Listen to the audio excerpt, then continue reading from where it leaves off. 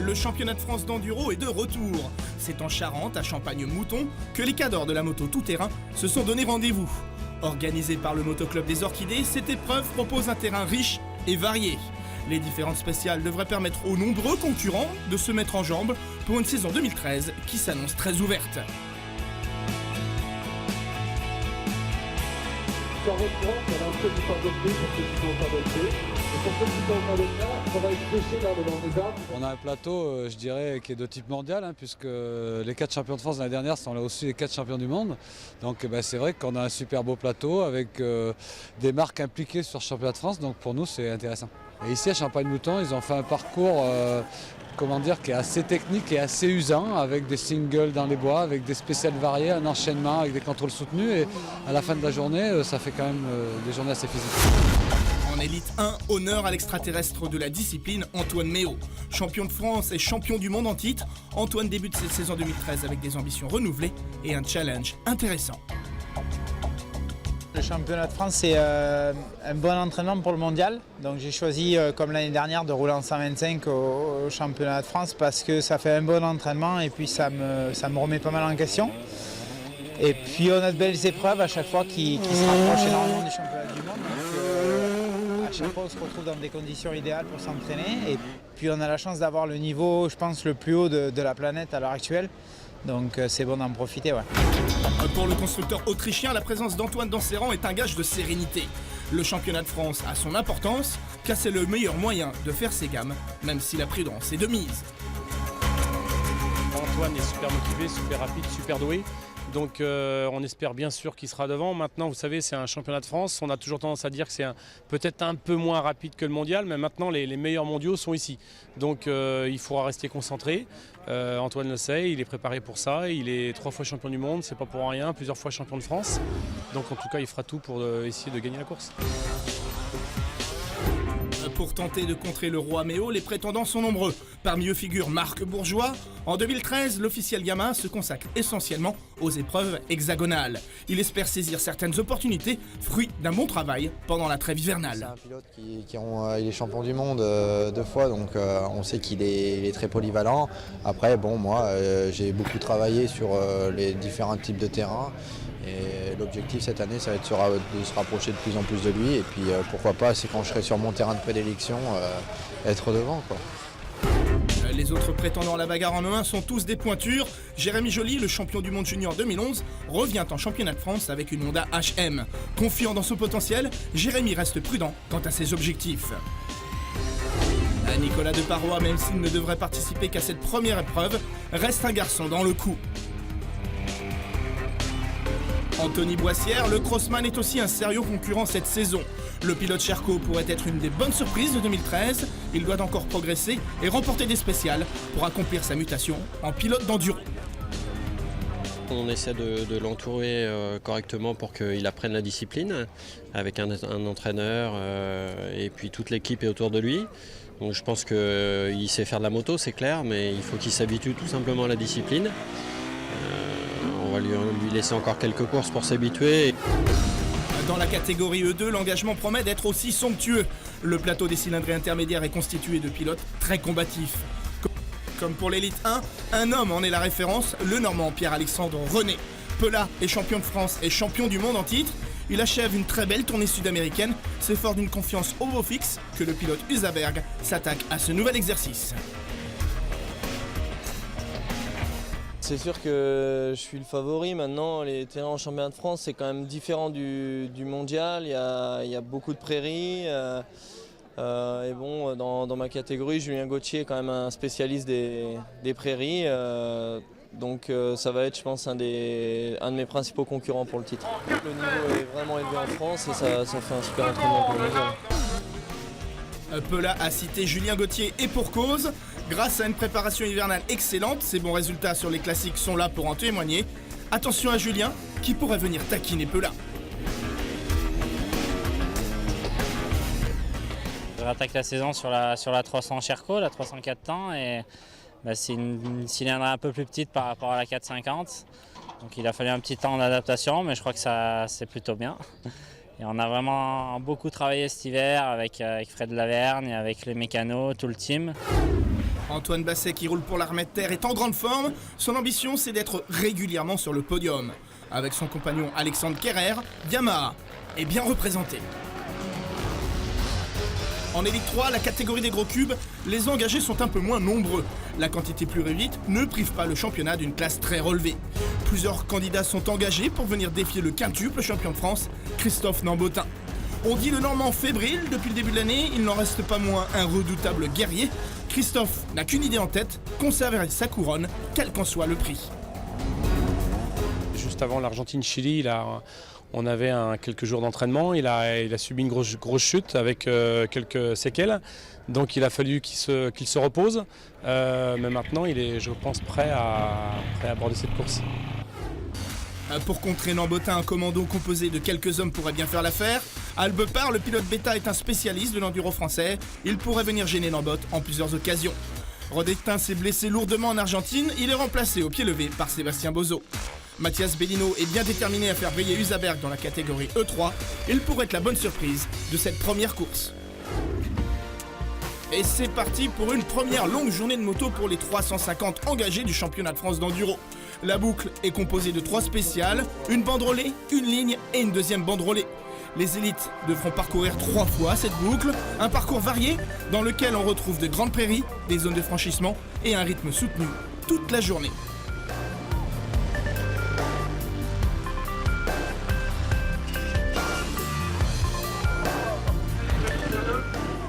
On commence avec la catégorie E1.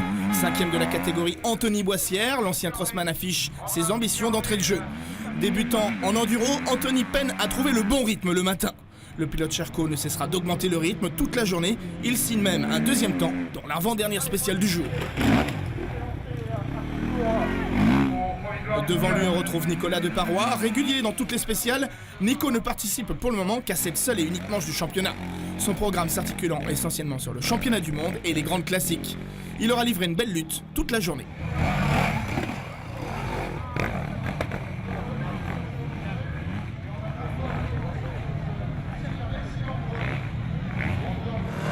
Indisposé par un bon rhume, Jérémy Joly peut se montrer satisfait de sa prestation du jour.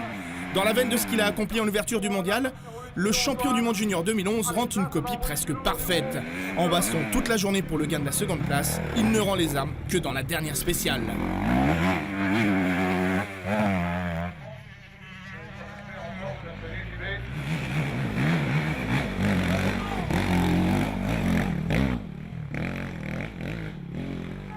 C'est ce garçon qui lui chipe cette position. Marc Bourgeois aura même eu le culot de mener les débats pendant une bonne partie de la matinée. Marc est très à l'aise dans les espaces charentais bien verts. Il marque son territoire et prouve qu'en 2013, il faudra se méfier de lui.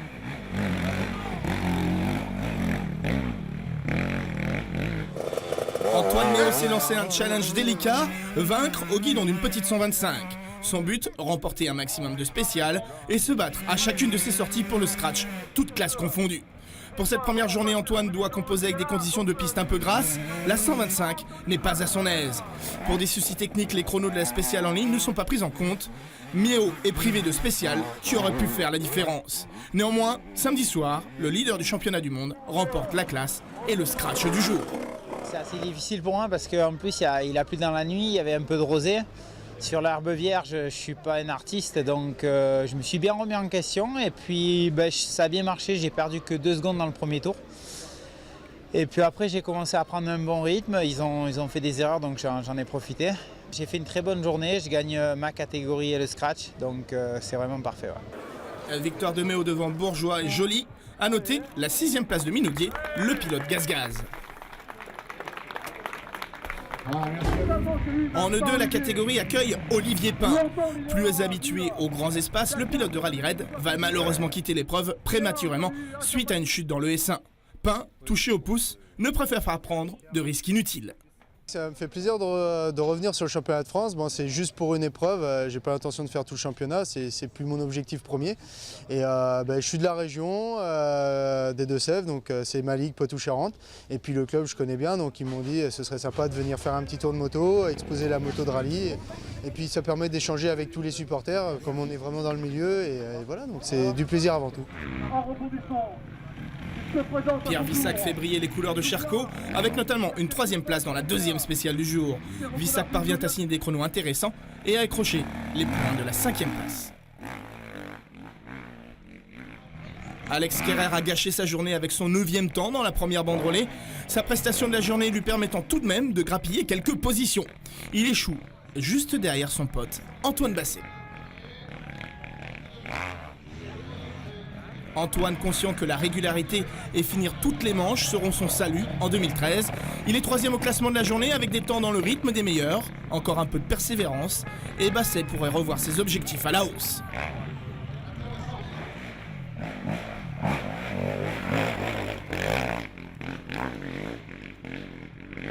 La révélation de la journée, Julien Gauthier a joué jeu égal avec René.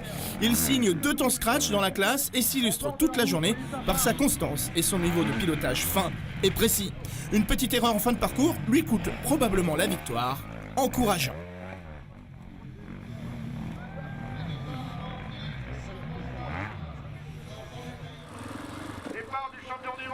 Comme Antoine Méo, Pela voulait faire de cette première journée la sienne. En difficulté en début de matinée, René enclenche la vitesse supérieure pour les boucles de l'après-midi. En recherche perpétuelle d'amélioration, le Normand rentre à Champagne-Mouton avec les points de la victoire et le sens des responsabilités sur l'ensemble de la saison. Toutes les manches être là, on n'a pas le droit à l'erreur. Un abandon, ça peut vraiment être fatal pour le championnat. Donc c'est vraiment de mettre des gros points à chaque journée et d'en gagner le plus possible. La victoire de Pierre-Alexandre René devant Julien Gauthier et Antoine Basset.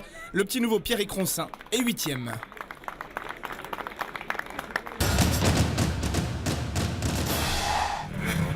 Avec également un champion du monde en fer de lance, la classe 3 promet du grand spectacle. Appelé en catastrophe pour pallier au forfait de Rodrictin, Seb Bozo a dû tout apprendre en très peu de temps. Sa constance est récompensée par une belle 5e place.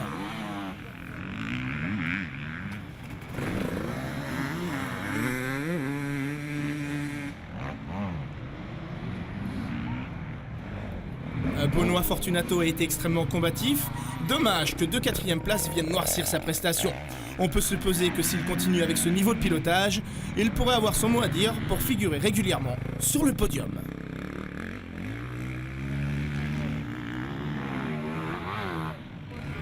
Mathias Bellino hisse son Hulzerberg sur la 3e marche du podium. Il signe 2 scratchs dans la 3e spéciale du jour, ainsi que dans la dernière.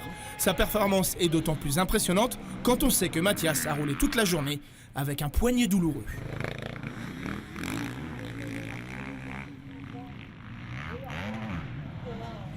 Manuel Bepard confirme tout le bien que l'on pense de lui. Dans le coup dès le matin, il parvient à faire des miracles avec sa bêta.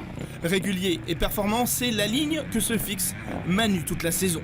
Il peut compter sur un team dévoué et son expérience de vieux briscard.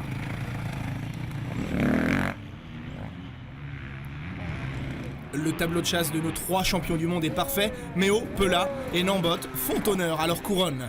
Leader du mondial en E3, Christophe Nambotin a besoin de rouler pour se construire un bon capital confiance. Sa blessure de la fin de l'hiver, plus quelques grosses chutes, ne sont pas là pour le rassurer.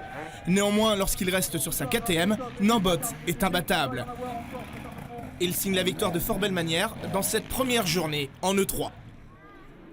Victoire de Nambotin devant Albepard et Bellino. Rendez-vous dimanche pour un nouvel affrontement.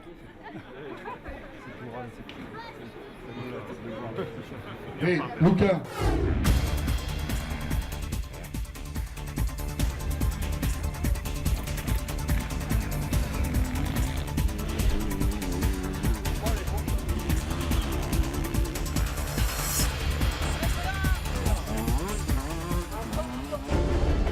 Dimanche matin, alors que Champagne-Mouton se réveille, les pilotes qui ont survécu à une première journée très éprouvante se remettent en selle pour le même menu de 3 boucles de 3 spéciales.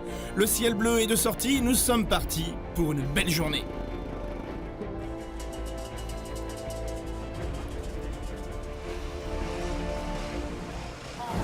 Un petit bilan de la catégorie junior, le réservoir des espoirs de l'enduro. Stefano Tuori signe un bon week-end en prenant la 3e et la 6e place. Jérémy Carpentier sur sa Honda 254 temps fut régulier tout le week-end. Il termine 2 fois sur la seconde marche du podium. Combatif, il parviendra à en remporter une spéciale le dimanche. Pas de doute, Jérémy sera d'attaque toute la saison.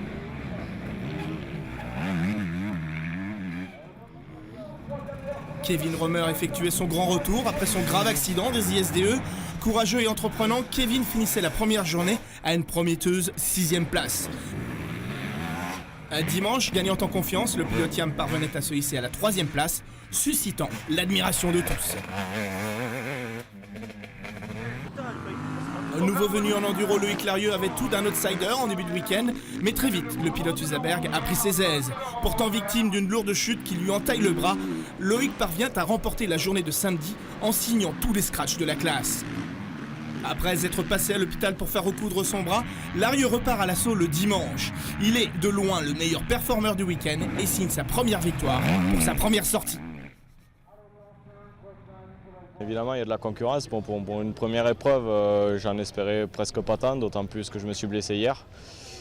J'ai fait une chute en liaison, je me suis ouvert le bras, j'avais 8 points de suture. Donc j'ai fait une demi-journée hier, puis toute la journée d'aujourd'hui en souffrant vraiment. Donc gagner, c'est une belle récompense. Loïc Larieux est logique leader du championnat junior. Il mène devant Jérémy Carpentier et Swan Servajan.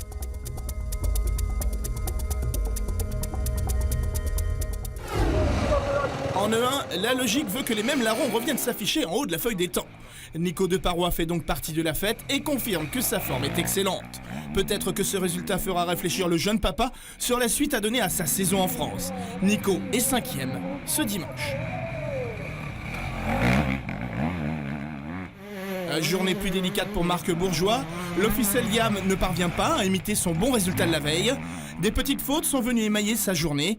2e et 4e, Marc peut néanmoins se montrer satisfait de son week-end. Il repart de Champagne au Mouton avec des gros points dans sa besace. Anthony Boisser a su corriger ses petites bévues de la veille et hausser son rythme de pilotage.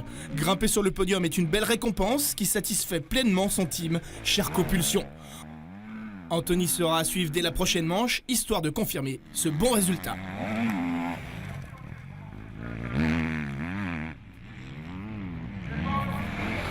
Jérémy Joly a réussi l'exploit de chipper un temps scratch à Log Romeo. Malgré sa petite forme, Jérémy, à l'aise dans la ligne, a su imprimer un rythme soutenu pour gravir cette seconde marche du podium. Il a encore beaucoup de travail pour aller chercher le pilote KTM, mais Joly est un bosseur. À suivre au prochain numéro.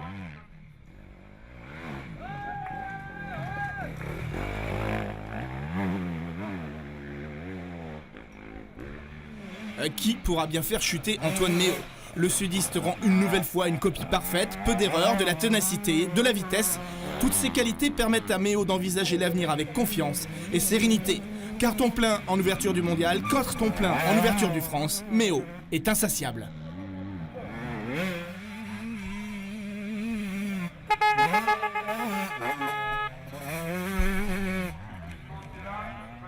On s'est mis, on va dire, à la limite plusieurs fois, mais ça fait un bon entraînement pour le championnat du monde. Et puis le tracé était super bien, ça s'est défoncé dans le bon sens comme on voudrait et c'était parfait.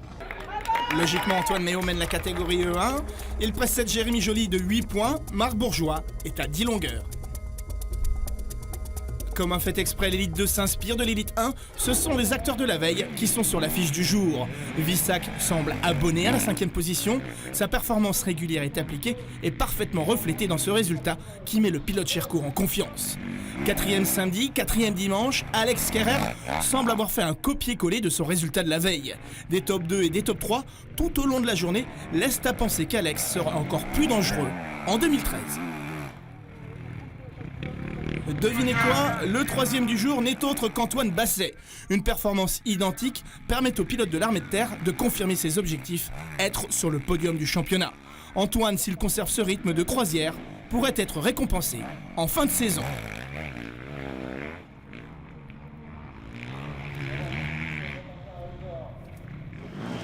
Julien Gauthier a plus souffert en cette deuxième journée.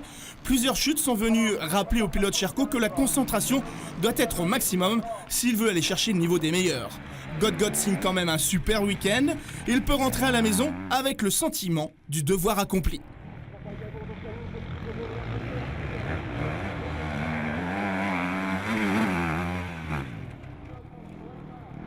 Pierre-Alexandre René signe un bel exploit en remportant le scratch absolu de cette deuxième journée. Pour Pela, chaque kilomètre parcouru est un peu plus d'expérience et de confiance qu'il emmagasine. Ce week-end fut pour lui une bonne répétition avant les prochaines échéances mondiales qui l'attendent pour la tournée Espagne-Portugal. Pela, leader du championnat de France, c'est un souci de moins à gérer pour le Grand Normand.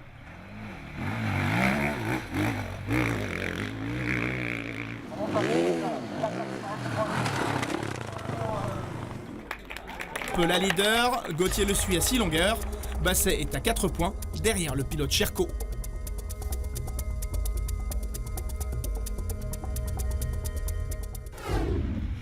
Mathias Bellino termine à la même position que la veille. Il signe une belle perf, s'adjugeant le meilleur temps dans la deuxième banderolée de chaque boucle. Être un costaud derrière deux cadors comme Nambotin et Albepart est une grande motivation pour le pilote Husaberg. Manu Albepart aurait pu être le héros du week-end, celui qui aura fait chuter le roi Nambotin. Il aura suffi d'une poignée de secondes pour que Manu inscrive son nom au palmarès de 2013. Le championnat est encore long, les occasions pour le pilote Beta se représenteront.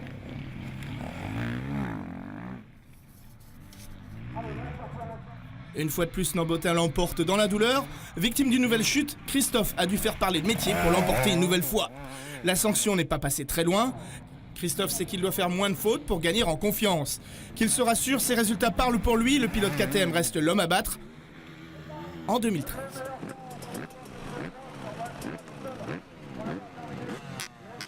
Je regardais les temps d'Antoine et de Pela et on était en bagarre toute la journée jusqu'à l'avant-dernière spéciale.